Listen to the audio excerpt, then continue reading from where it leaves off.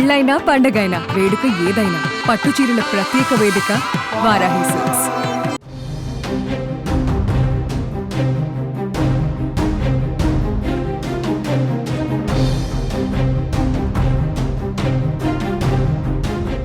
ఛత్తీస్గఢ్ నారాయణపూర్లో భారీ ఎన్కౌంటర్ జరిగింది. ఈ ఎన్కౌంటర్లో సుమారుగా 28 మంది నక్సలైట్లు మరణించినట్టుగా తెలుస్తుంది. అయితే దీంట్లో మరొక సెన్సేషనల్ న్యూస్ ఏంటంటే మావోయిస్ట్ అగ్రనేతకు సంబంధించినటువంటి కేశవరావు అనేటువంటి వ్యక్తి, ముఖ్యంగా అలిపిరి ఘటన ముఖ్యమంత్రి చంద్రబాబుగా ఉన్నప్పుడు ఆంధ్రప్రదేశ్కి, గతంలో ఉమ్మడి ఆంధ్రప్రదేశ్కి అలిపిరి వద్ద వెళ్తున్నటువంటి సమయంలో కాన్వాయ్ని బాంబు దాడులతో పేల్చినటువంటి సందర్భం మనందరికీ తెలిసిందే.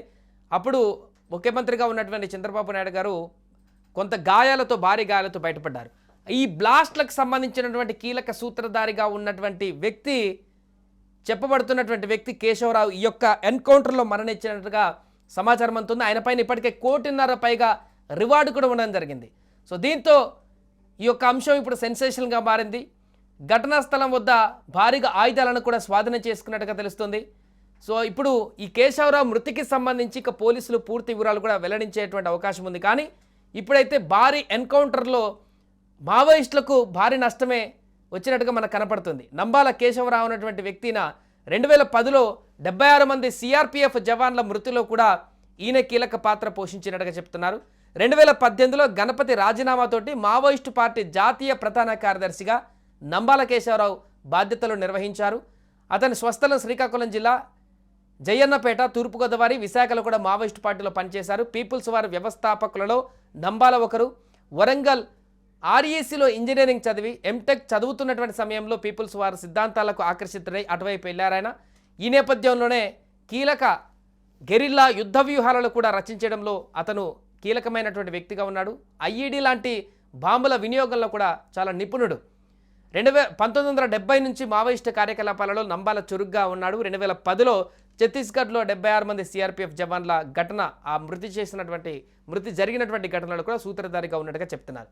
సో దీనికి సంబంధించిన పూర్తి వివరాలు తెలుసుకుందాం. ఈరోజు ఈ ఎన్కౌంటర్కి సంబంధించిన పూర్తి వివరాలు మా ప్రతినిధి ప్రేమ్ లైవ్లో సిద్ధంగా ఉన్నారు. ప్రేమ్, భారీ ఎన్కౌంటర్లో 28 మంది మావోయిస్టులు చనిపోయారనేటువంటి వార్త ఒకవైపు అయితే, దాంట్లో కీలకమైనటువంటి వ్యక్తి కేశవరావు మృతి చెందారు అనేటువంటి వార్త మరొక ఎత్తైంది. దీనికి సంబంధించిన పూర్తి వివరాలు ఏంటి? రైట్ సాయి, ప్రస్తుతం ఛత్తీస్గఢ్, మహారాష్ట్ర, ఒరిస్సా, ఆంధ్ర సరిహద్దు ప్రాంతాల్లో ఎక్కడ కూడా మావోయిస్టుల మూలాలు లేకుండా చేస్తామని గతంలో అనేక సార్లు కేంద్ర హోంమంత్రి అమిత్ షా ప్రకటించడం, అదేవిధంగా ఆపరేషన్ కగార్ ఇప్పుడు మావోయిస్టులందరినీ కూడా కంగారు పెడుతున్న పరిస్థితి ఉంది. ఎందుకంటే తాజాగా నిన్న సాయంత్రం నుంచి కొనసాగుతున్న ఈ యొక్క ఆపరేషన్ లో దాదాపు 28 మంది పైగా మృతి చెందినట్లుగా మనకైతే తెలుస్తుంది. అయితే దీనికి సంబంధించి పూర్తి అధికారికంగా వివరాలు అయితే వెల్లడించాల్సి ఉంది. ఇందులో ప్రధానంగా బస్తర్ ప్రాంతంలో నాలుగు జిల్లాలు, ఏదైతే బస్తర్ సమీపంలో ఉన్న నారాయణపూర్ కావచ్చు, బీజాపూర్ కావచ్చు, అదేవిధంగా దంతెవాడ, ఈ ప్రాంతాల్లో నిన్నటి నుంచి జరుగుతున్న కుంబింగ్ లో దాదాపు ఒక 28 మంది మృతి చెందినట్లుగా, అందులో ప్రధానంగా ఈ యొక్క మావోయిస్టు అగ్రనేత, దాదాపు అతనిపైన 1.5 కోటి ఏదైతే రివార్డు కూడా ఉంది. అతనే నంబాల కేశవరావు అలియాస్ గంగన్న అలియాస్ బసవరాజు.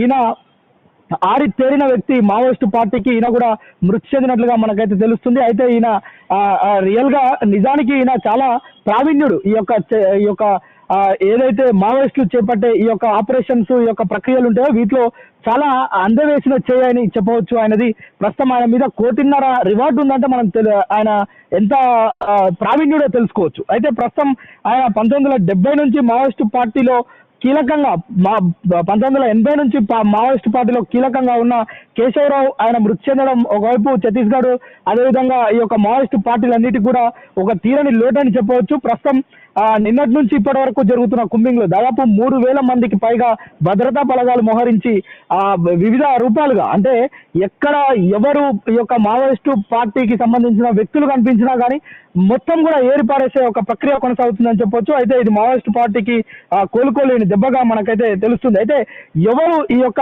నంబాల కేశవరావు అంటే 1955లో ఈయన ఏపీలోని శ్రీకాకుళంలో జయన్నపేటలో ఆయన జన్మించిండు. ఆ తర్వాత వరంగల్ ఆర్ఈసీలో బీటెక్ కంప్లీట్ చేసి తర్వాత ఎంటెక్ చేస్తున్న క్రమంలో ఈయన ఇందులో మావోయిస్టు ఏదైతే ఆలోచన విధానాలు ఉంటాయో వాటికి ఆకర్షితులై ఇందులోకి వచ్చినట్లుగా తెలుస్తుంది. ఈయన ప్రస్తుతం అప్పుడే ఈ యొక్క ఉద్యమానికి ఆకర్షితుడై ఇందులో చేరినట్లుగా తెలుస్తుంది.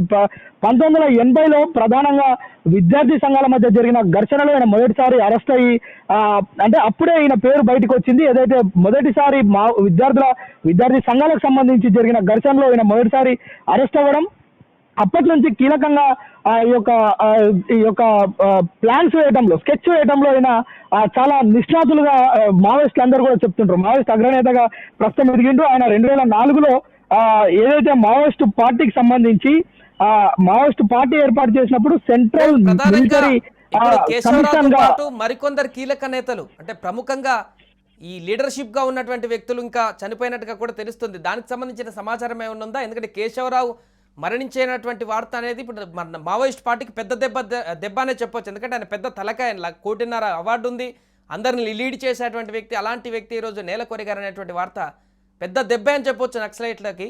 ఇంకా మిగతా కీలక నేతలు ఎవరైనా మరణించినటువంటి వార్త తెలుస్తుందా ఈ ఎన్కౌంటర్ లో? రైట్ సాయి, అంటే మనం పోయిన నెలలో చూసాము. ఏదైతే కర్రగుట్ట సంఘటనకు సంబంధించి చంద్రన్న అనే ఒక పెద్ద లీడర్ అందులో మృతి చెందినట్లుగా తొలుత వార్తలు వచ్చినప్పటికీ కూడా ఆ తర్వాత ఆయన ఎస్కేప్ అయినట్లుగా కూడా తెలుస్తుంది. అయితే ప్రస్తుతం ఈ నిన్నటి నుంచి జరిగిన ఈ యొక్క కుమ్మింగ్ లో మాత్రం దాదాపు ఆ యొక్క కేశవరావుతో పాటు మరికొంతమంది పెద్ద తలకాయలన్నీ కూడా నేలకొరిగాయని కూడా తెలుస్తుంది. అయితే దీనికి సంబంధించి వివరాలు అయితే అధికారికంగా వెల్లడించాల్సి ఉంది. ఎందుకంటే అక్కడున్న అధికారులు ఐజీ బస్తర్ కావచ్చు, వారు మొత్తానికి కూడా ఈ యొక్క వివరాలు వెల్లడించాల్సి ఉంది. ఎందుకంటే ఇప్పటి వరకు అనుమానాలు వ్యక్తం చేస్తున్నారు. అయితే వీరు చనిపోయారు అనేది మాత్రం కొంత క్లారిటీ వస్తుంది. అయితే దీనిపైన అధికారికంగా మొత్తం మనకు వివరాలు అయితే తెలవాల్సి ఉంది. అయితే ఈయన ఐఈడీలు పెట్టడంలో కూడా ఈ కేశవరావు చాలా దిట్టగా కనిపిస్తుంది.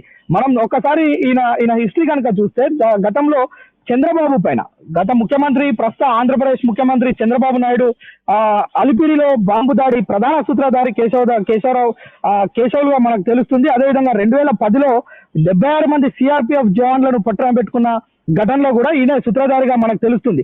మావోయిస్ట్ అగ్రనేత గణపతి రాజీనామా తర్వాత 2018 సుప్రీం కమాండర్ గా ఈయన మొత్తం కూడా బాధ్యతలు చేపట్టడం, అదేవిధంగా ఈయన గెరిల్లా వ్యూహాలు రచించడం, అదేవిధంగా ఐఈడీలు పెట్టడంలో కనిపిస్తుంది. ఎందుకంటే తన తండ్రి ఉపాధ్యాయుడు చాలా పెద్ద స్థాయిలో చూడాలి తన కొడుకును అని చెప్పి అప్పుడే అంటే 1880లో ఆయన జన్మించిన తర్వాత, 55లో జన్మించిన తర్వాత ఈయన 80లో వరంగల్లో బీటెక్ కంప్లీట్ చేసిండు. అయితే ఒక పెద్ద స్థాయిలో చూడాలనుకున్న తల్లిదండ్రుల ఆశయాలను ఆయన పక్కకు పెట్టి ఆయనకు ఏదైతే మావోయిస్టు ఆలోచనలు ఆయన ఆకర్షితుని చేశాయి. ఆ తర్వాత ఆయన మావోయిస్టు పార్టీలో చేరిండు. ఇప్పటి వరకు కూడా చాలా చాలా ఎన్కౌంటర్లు, చాలా చేసిన ఆపరేషన్లలో తనది చాలా పెద్ద చేయి అని చెప్పవచ్చు. ఎందుకంటే 1.5 కోటి ఆయన పైన రివార్డు ఉంది, మనకి ఇది స్పష్టంగా కనిపిస్తుంది. ఆ తర్వాత కూడా 2013లో జీరంగాటి దాడిలో 27 మందిని హతం చేసిన దాంట్లో కూడా తనదే కీలకమైన చేయిగా కనిపిస్తుంది. 2018లో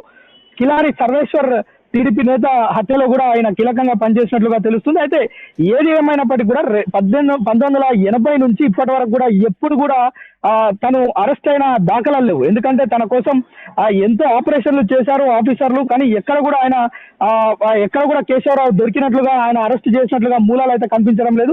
ప్రస్తుతం అయితే ఆయన హతమైనట్లుగా మనకైతే తెలుస్తుంది. దీనిపైన కొంత స్పష్టత రావాల్సిన అవసరం ఉంది సాయి. ఎట్టకేలకు ఛత్తీస్గఢ్ కాదు, ఈ ఆంధ్ర, ఒరిస్సా, మహారాష్ట్ర ఈ ప్రాంతాల్లో ఉన్న మావోయిస్టులకు ఒక పెద్ద తలకాయ కోల్పోయినట్లుగా మాత్రం మనకు చాలా స్పష్టంగా తెలుస్తుంది Sai. Right, thank you Prem. So మొత్తానికి కదా ఆపరేషన్ కగర్లో భాగంగా కొంతకాలంగా కేంద్ర బలగాలు మావోయిస్టులన్నింటినీ కూడా ఏరిపారేసేటువంటి ప్రక్రియ కొనసాగిస్తున్నారు. ఇందులో భాగంగా తాజాగా ఛత్తీస్గఢ్ నారాయణపూర్ వద్ద భారీ భీకర ఎన్కౌంటర్ కొనసాగినట్టుగా తెలుస్తుంది. దీంట్లో 28 మంది మావోయిస్టులు మృతి చెందినట్టుగా బయటికి సమాచారం అందుతుంది. దీంట్లో కేశవరావు అనేటువంటి కీలకమైనటువంటి మావోయిస్ట్ అగ్రనేత మృతి చెందాడనేటువంటి వార్త బయటికి రావడంతో ఒకసారిగా సెన్సేషన్గా మారింది. ఎందుకంటే అలిపిరి ఘటనలో అప్పుడు ముఖ్యమంత్రి చంద్రబాబు నాయుడు గారి కాన్వాయ్ బాంబు బ్లాస్ట్లో కీలక సూత్రధారిగా ఉన్నటువంటి వ్యక్తి ఈరోజు నేలకొరిగాడనేటువంటి వార్త సంచలనంగా మారింది. ఏదేమైనా కూడా ఒక భారీ ఎన్కౌంటర్ అని చెప్పొచ్చు. దేశంలో 28 మంది ఎట్ ఏ టైం మరణించడం అంటే మావోయిస్టులకు ఒక తీరని దెబ్బ అని చెప్పొచ్చు. సుమన్ టీవీలో మీ పర్సనల్ అండ్ బిజినెస్ ప్రమోషన్స్ కోసం కింది నెంబర్కి కాంటాక్ట్ చేయండి.